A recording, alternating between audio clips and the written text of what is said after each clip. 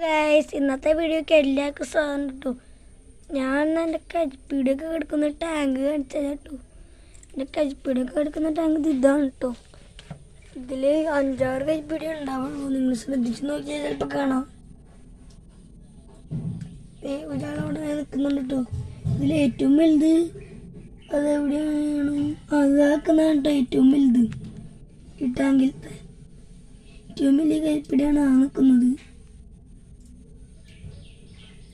ഇതാണ് ടാങ്ക്. 5-6 കരിപ്പീടി അതിലുണ്ടാവുള്ളൂ.